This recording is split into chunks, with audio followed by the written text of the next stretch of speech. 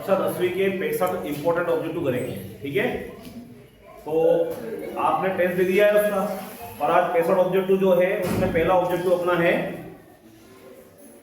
ये जो ऑब्जेक्टिव है ये पिछले वर्ष भी कई सालों से आ रहे हैं, त्रैमासिक में भी आ चुके हैं, अर्धवार्षिक में भी आ चुके हैं और वार्षिक में भी आएंगे। तो इसके जैसे और भी जो बनते हैं वो आपको करना है, पर इनसे आपको अनुमान लग जाएगा कि पेपर में प्रश्न पहला जो है हमारा वो ये है कि दी गई संख्याओं में प्रत्येक अभाज्य गुणनफल की उच्चतम घात का गुणनफल कहलाता है। कोई भी अभाज्य गुणनफल है, जैसे ध्यान देना ये बराबर आया मान लो 2.3 और एक मान लो आ गया 24 आ गया, तो 24 को लिखेंगे क्या अपन, 24 को थोड़ा ही क्या आएगा, 2 एकम 2, 2 दूना 4, 2 छंग 12, 2 तिया 6, 3 एकम 3, तो क्या 2 की घात कितनी आ गई।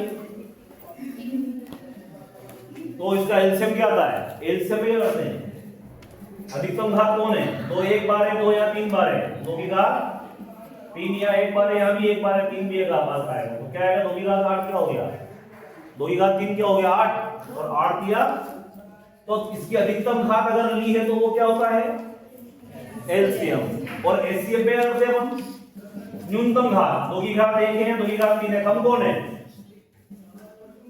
2 एक बार, 3 यहाँ भी एक बार, यहाँ भी एक बार, 3 भी एक, यहाँ पे एलसीएम क्या, एचसीएफ क्या है इसका, अगर पेपर में उच्चतम घात आ जाए तो वो रहती है एलसीएम, जिसको हिंदी में कहते हैं लघुत्तम समापवर्तक। और अगर क्या कहा जाए इसमें, इसकी जगह क्या जाए, अगर निम्नतम घात आ जाए या सबसे कम घात आ जाए तो क्या करना है, इसको एचसीएफ कहना है। एचसीएफ को हिंदी में कहते हैं महत्तम समापवर्तक। क्लियर हो गई बात, तो ऐसे ऑब्जेक्टिव आते हैं। सवाल नंबर दूसरा है, अंकगणित की मूल प्रमेय लिखिए।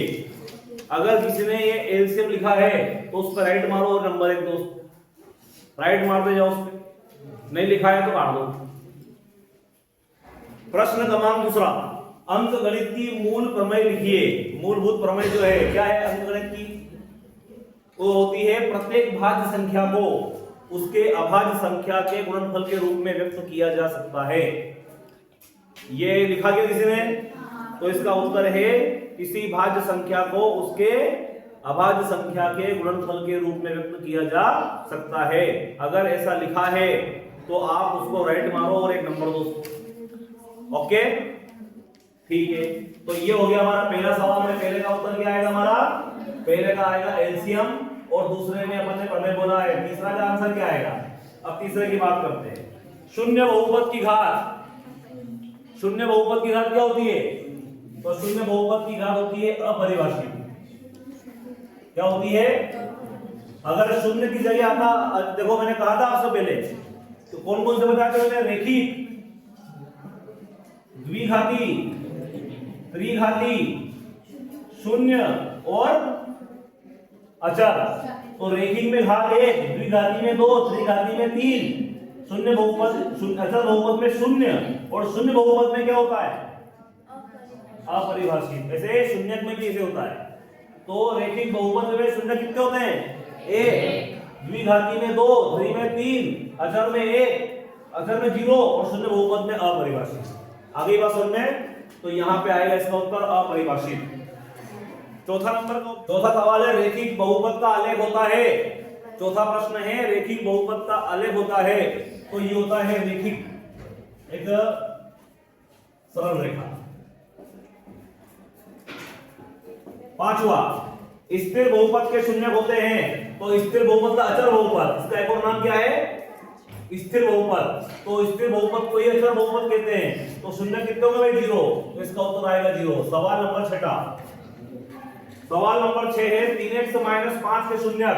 तो 3x - 5 को करेंगे किसके बराबर, 0 के बराबर करेंगे, तो 3x बराबर आ जाएगा 5, तो x का मान क्या जाएगा 5/3। तो छठे का आंसर आएगा हमारा 5/3। अगला प्रश्न है हमारा कौन सा, 7वां, x² - 7 में क्या शून्यक है, तो x² - 7 के शून्यक निकालते हैं। तो क्या करते हैं अपन, इसको करते हैं 0 के बराबर। तो x² की वैल्यू क्या जाएगी 7, और जैसे ही वर्ग घटेगा तो करनी में आएगा 7 और यह लग जाएगा प्लस माइनस।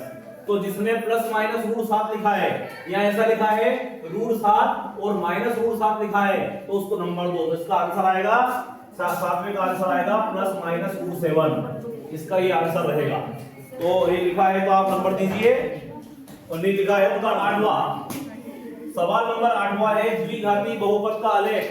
द्विघाती बहुपद का ये तो मैं पहले करा चुका हूं। द्विघाती बहुपद का आलेख कैसा होता है? परवलयाकार। परवलयाकार।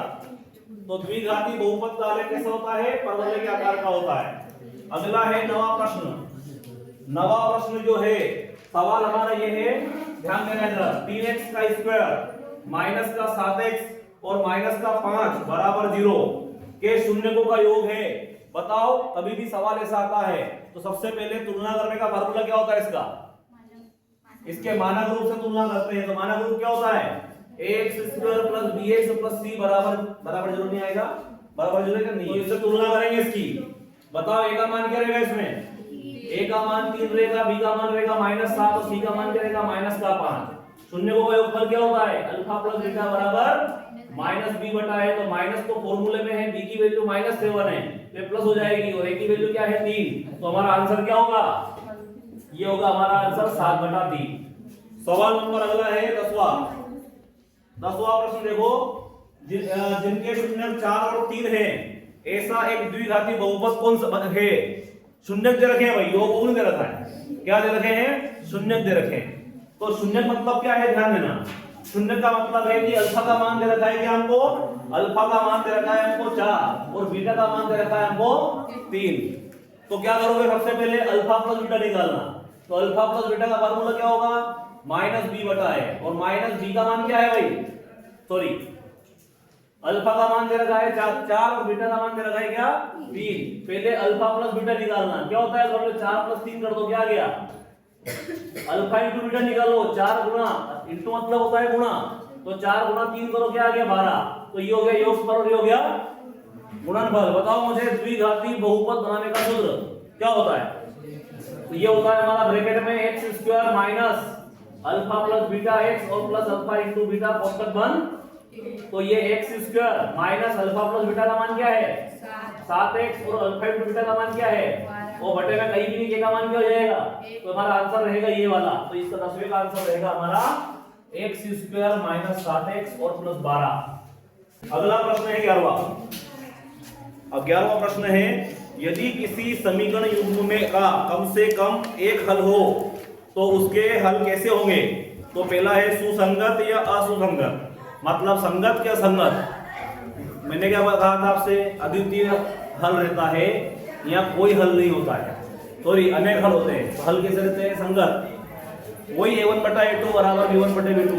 तो किन किन रेखाओं के संगत होते हैं? एक तो अद्वितीय हल वाले और एक अनेक हल वाले। और असंगत किसके होते हैं? कोई हल नहीं, जिसका एक भी हल नहीं होता है। इसमें एक हल है तो संगत होगा असंगत होगा? संगत। तो इसमें आएगा सुसंगत आएगा। तो इसमें संगत करो या सुसंगत एक ही बात है।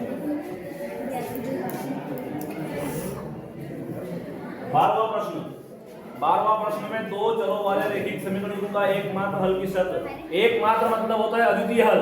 तो इसकी शर्त होती है a1/a2 बराबर नहीं है b1/b2। सवाल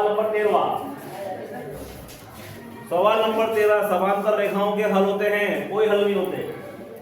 समांतर रेखाओं के कोई हल नहीं होते। अगर पेपर में आ गया समांतर की जगह अद्वितीय रेखाओं के हल होते, सॉरी प्रतिच्छेदी रेखाओं के हल होते हैं। प्रतिच्छेदी रेखा का एक हल होता है, और संपाती रेखाओं के अनेक हल होते हैं। और ये कौन सा है? समांतर रेखा, तो उसके कोई हल नहीं होते। पता था तुमको? तो समांतर में क्या आएगा? कोई हल नहीं। अगर समांतर की जगह क्या आता? प्रतिच्छेदी आता, तो क्या लिखते हैं? एक हल। और अगर आता संपाती रेखा तो क्या होते हैं? अनंत अनेक हल। आगे बात समझे। सवाल नंबर 14वां सवाल नंबर 14 है, यदि विविक्त कर 0 या 0 से बड़ा हो तो मूल कैसे होंगे? तो इसका उत्तर होगा वास्तविक। देखो, 0 होगा तो वास्तविक और समान, 0 से बड़ा होगा तो वास्तविक और असमान। अब यहाँ बोला गया है 0 भी हो सकता है और 0 से बड़ा भी हो सकता है। तो इसमें अपन केवल उत्तर क्या रहेगा इसका? वास्तविक। समान भी हो सकते हैं और असमान भी हो सकते हैं, तो वास्तविक इतना पर्याप्त है इसके लिए।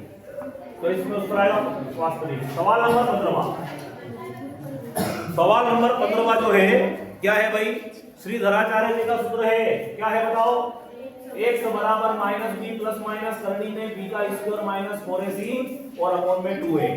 सवाल नंबर 16 सवाल है, द्विघातीय समीकरण का मानक रूप है। तो द्विघातीय समीकरण का मानक रूप क्या होता है, ax का square plus bx plus c बराबर 0, जहां a का मान बराबर नहीं है किसके, 0 के। सवाल number 17 ax square plus bx plus c बराबर 0 के कितने, यहाँ पे प्रश्न में भूल गया, इसको सही करना, में कितने मूल है। तो ये कौन सा समीकरण है हमारा, घात कितनी है इसमें, 2 है ना, तो इसमें 2 मूल है, पर इसमें मैंने, मेरी समस्या है इसलिए इसका बोनस दे दो आप, इसका बोनस दे दो आप, 2 मूल आता है इसमें, 2 मूल है, तो इसमें जो भी करा वो नंबर दे दो उसके, ये बोनस हो गया। सवाल नंबर 18वें सवाल में किसी समांतर श्रेणी में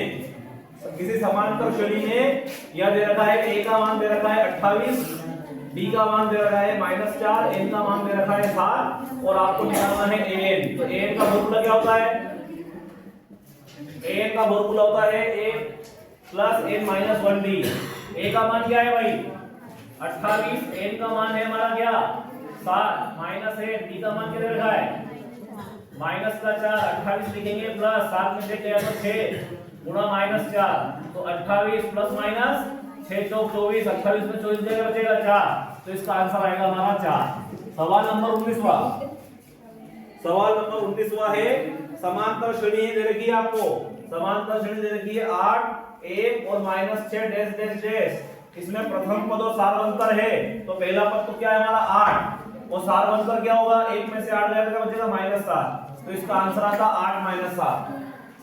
अगर किसी ने 8 लिखा है तो आधा नंबर दो, किसी ने -7 लिखा है तो आधा नंबर दो, दोनों लिखा है तो 1 नंबर दो, ठीक है। सवाल नंबर 20वां, तो सवाल नंबर 20वां जो है वो सवाल है हमारा, एक श्रेणी दे रखी है 7, 4, 1 डैश डैश डैश, 30वां पद होगा, तो 30वां पद का देखो a का मान क्या दे रखा है 7, बताओ d का मान क्या होगा, दूसरे में से घटाओ पहले को, 4 में से 7 गया क्या बचेगा -3 और 30 का फार्मूला क्या होता है वंदना, 30 का फार्मूला क्या होता है, ये 5 पार्ट के सवाल है, 30 का फार्मूला क्या होता है,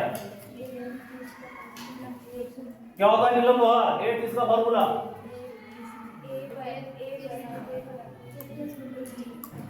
a का मान और d का मान, तो ये 7 लिखेंगे प्लस माइनस 29 तक, इनमें 87 में से 7 गया तो -80, तो इसका उत्तर आएगा -80।